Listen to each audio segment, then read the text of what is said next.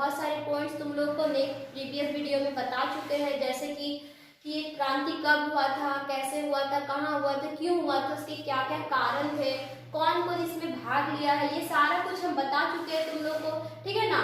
और इसके परिणाम ये क्या हो गया था, ये क्रांति असफल हो गया था, असफलता हुआ था इस क्रांति, ये क्रांति क्या हुई थी, सफल नहीं हो पाई थी। और इस क्रांति के बारे में बहुत सारे लोगों ने अपना विचार भी दिया था, इतिहासकारों ने, ठीक है। उसके बारे में भी मैंने बताया, उसके स्वरूप को भी मैंने बता दिया कि उसे किसी ने सैनिक विद्रोह कहा, किसी ने इसे प्रथम स्वतंत्रता संग्राम कहा, तो अनेक लोगों ने बहुत कुछ इसके बारे में बताया, ठीक है।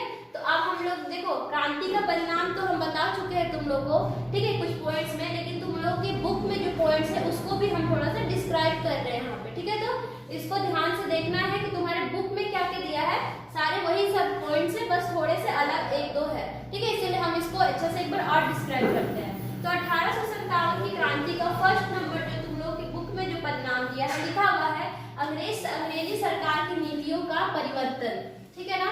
तुम लोगों को हम बता चुके हैं कि अंग्रेजी सरकार में क्या क्या नीतियां थी। पहली जो नीति थी तुम लोग की, देखो गोद निषेध प्रथा, ठीक है ना, इसे जिसने पारित किया था लॉर्ड डलहौजी ने, इसे क्या कर दिया गया, समाप्त कर दिया गया। किसके द्वारा, महारानी विक्टोरिया के द्वारा।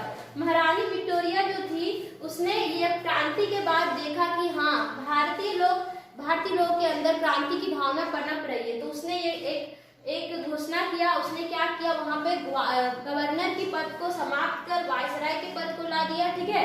और जिसमें उसने बहुत सारी चीजों को लाया, जैसे कि उसने वहां के अंग्रेजों द्वारा ईस्ट इंडिया कंपनी द्वारा जो नीति चलाई गई थी उसको क्या कर दिया गया, समाप्त कर दिया गया। जिसमें प्रमुख नीति क्या था, गोद निषेध प्रथा, उसे समाप्त कर दी गई, ठीक है ना।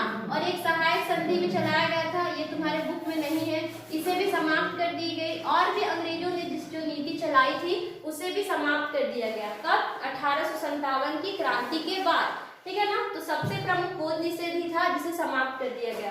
सेकंड पॉइंट क्या है, गवर्नर जनरल की पद की समाप्ति, ठीक है। जो पहले हम बता चुके, गवर्नर जनरल की पद की क्या हो गई थी, समाप्ति, और इसके जगह में क्या आ गया था, वायसराय, ठीक है ना। भारत का प्रथम वायसराय कौन था, लॉर्ड कैनिंग, ठीक है ना। महारानी विक्टोरिया ने इसे हटा दिया गवर्नर जनरल को और किसे ला दिया, वायसराय। सारी जो शक्ति थी किसके पास चली गई, महारानी विक्टोरिया के पास चली गई, ठीक है।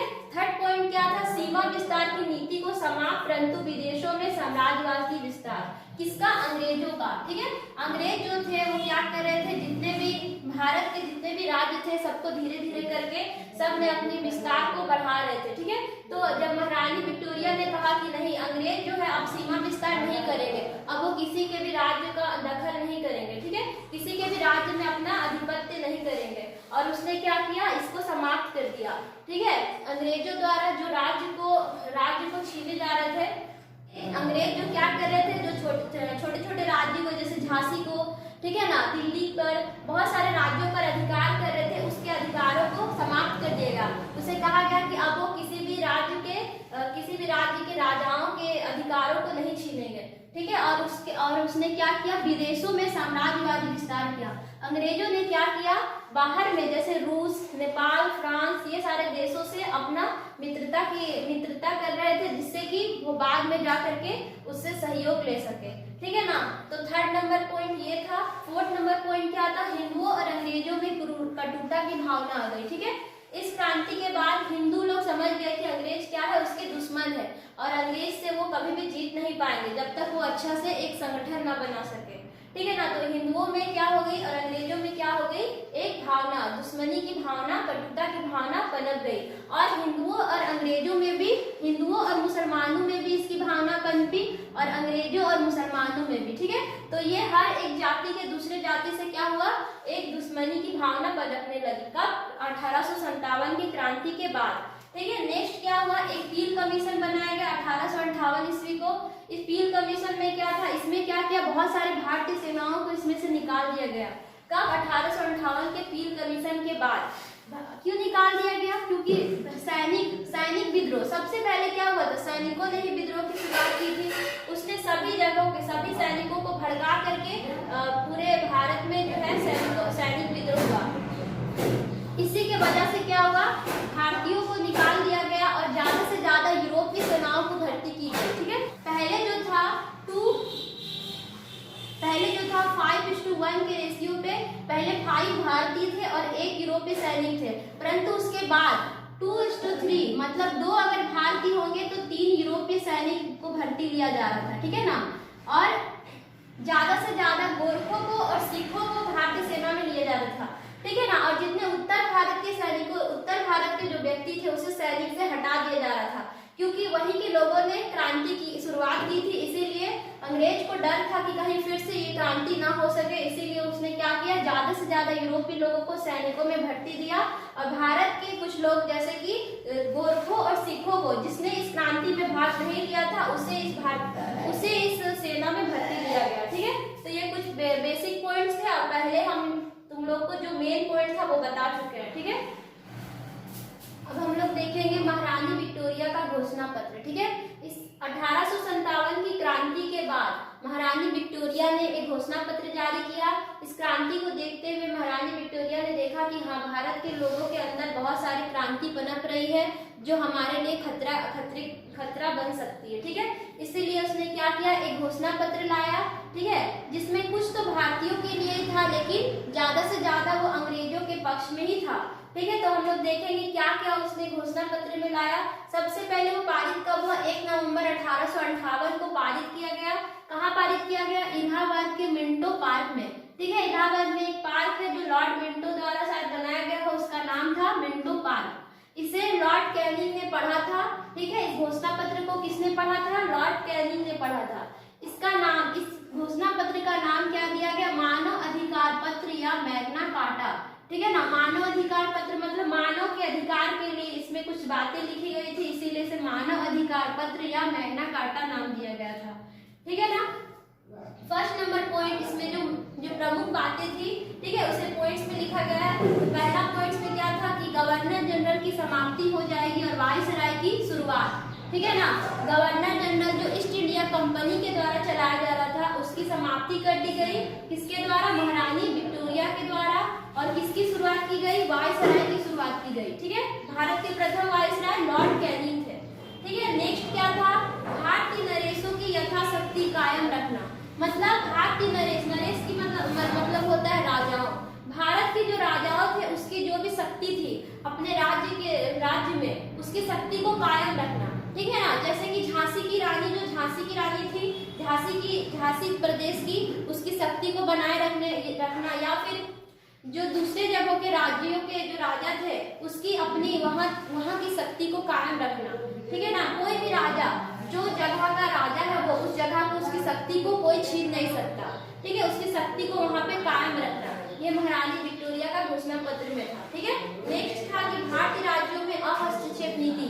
भारत के राज्यों में अगर कोई भी किसी भी तरह का अगर कोई नीति चला रहा है तो उसमें अंग्रेज उस नीति में कुछ भी दखल अंदाजी नहीं करेंगे, ठीक है।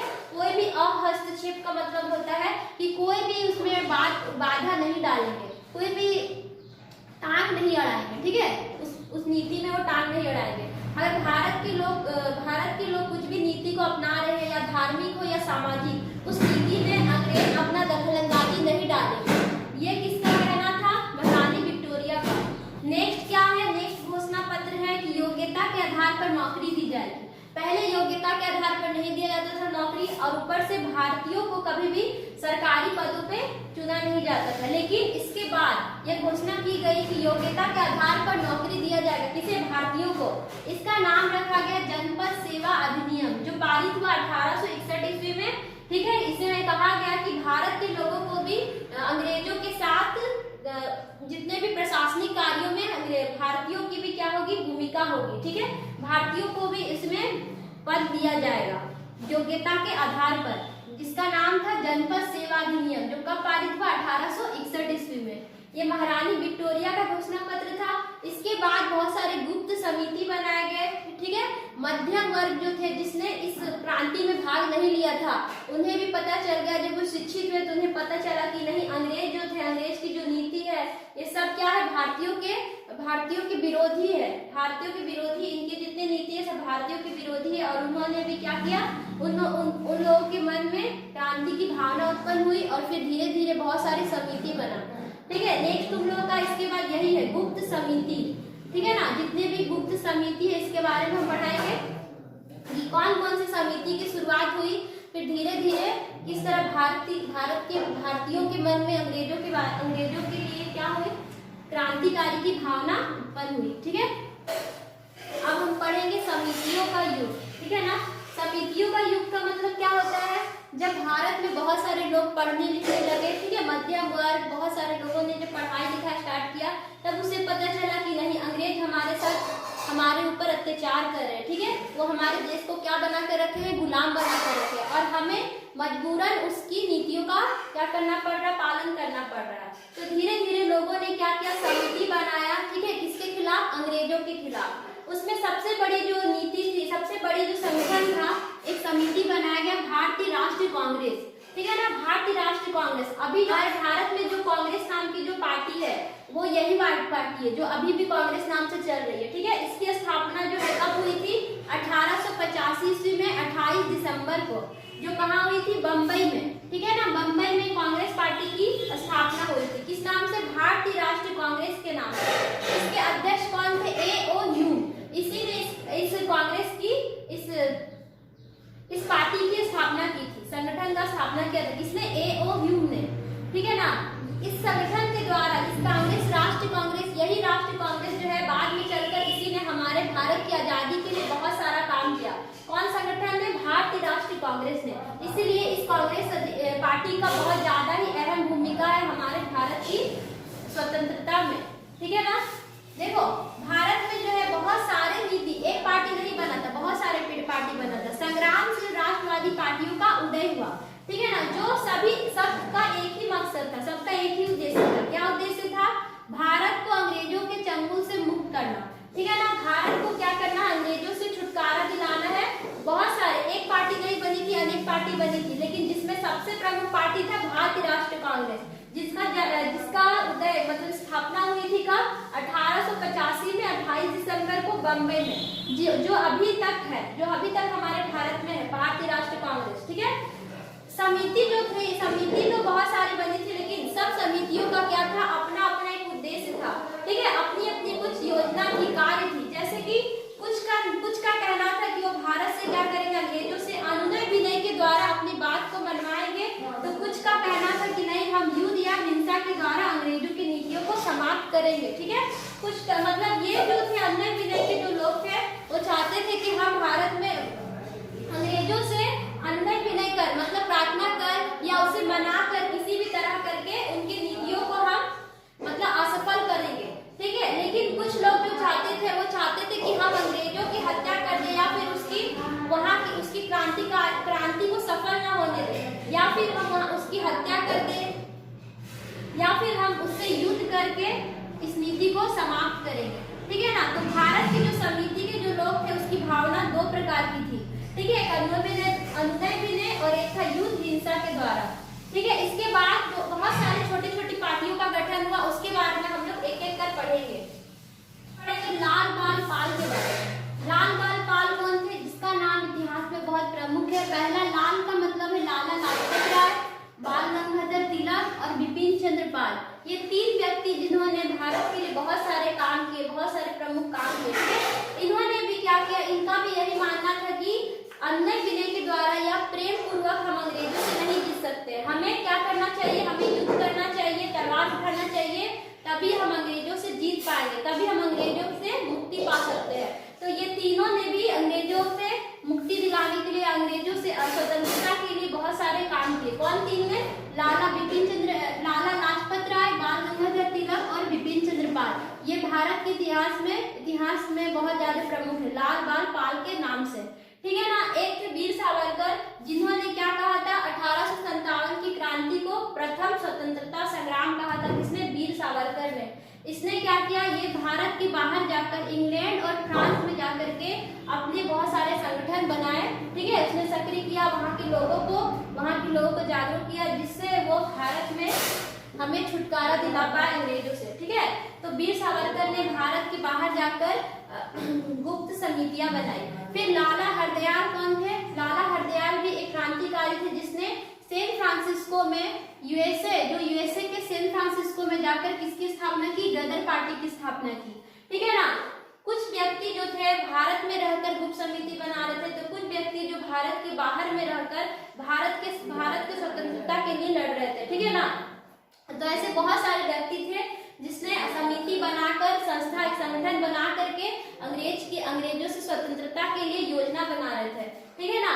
एक बंग प्रकाशिका सभा जो तुम्हारे बुक में दिया हुआ है, बंग प्रकाशिका सभा, जिस तरह कांग्रेस एक पार्टी थी, इसी तरह एक सभा बनाया गया, क्या, बंग प्रकाशिका सभा, ठीक है ना।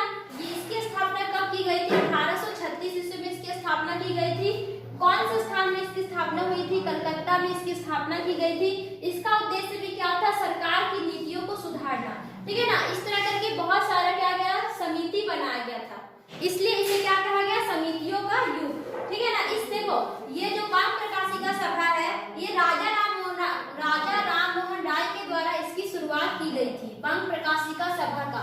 लेकिन राजा राममोहन राय जब उसकी मृत्यु हो गई, तब देवेंद्र नाथ टैगोर ने इस सभा को क्या किया, सभा को बनाए रखा और इसका भार उसने उठाया, ठीक है ना। तो ये बहुत दिनों तक चलता रहा बंग प्रकाशिका सभा, लेकिन कुछ दिनों के बाद ये भी समाप्त हो गई, इस सभा का समाप्ति हो गया, ठीक है ना। क्योंकि ये ज्यादा दिन तक अंग्रेज की जो नीति है उसको सुधार नहीं पाए, इनका कुछ ज्यादा भूमिका नहीं था अंग्रेज की सरकार की नीतियों को बदलने में। तो ये सभा क्या हो गई, बाद में चलकर समाप्त कर दी गई, ठीक है ना। अब हम लोग इसका दूसरा देखेंगे, ठीक है, कुछ और सभा, जैसे कि बंगाल जमींदार लैंड होल्डर सोसाइटी और भारतीय सभा। ये भी कुछ समिति थी जो भारतीयों के द्वारा बनाई गई थी, भारतीयों के अधिकार के लिए, ठीक है। पहला जो था बंगाल जमींदार लैंड होल्डर सोसाइटी, ये समझ में आ रहा नाम से कि ये क्या है, जमींदारों के लिए बनाया गया था। इसके संस्थापक थे द्वारका नाथ ठाकुर, ठीक है। इसके ये कहाँ के जमींदारों के लिए बनाया गया था, बंगाल बिहार के जमींदारों के लिए विशेषकर इस समिति का बनाया गया था। इसकी स्थापना 1838 में की गई थी और कहाँ पे की गई थी, कलकत्ता में की गई थी, ठीक है ना।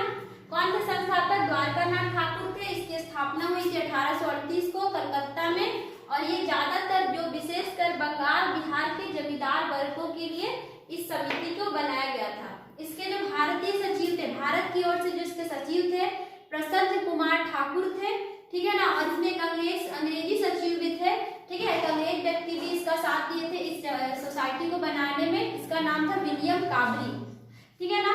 ये जो थे पहले भारत की प्रथम संवैधानिक संस्था थी, ठीक है। भारत में बहुत सारे संस्था बने, लेकिन उस संस्था को संवैधानिक रूप से उसे मान्यता नहीं दी गई थी। यही एक ऐसी संस्था थी बंगाल जमींदार लैंड होल्डर सोसाइटी, जिसे अंग्रेजों ने संवैधानिक मान्यता दी थी, ठीक है ना। कौन सी सोसाइटी को?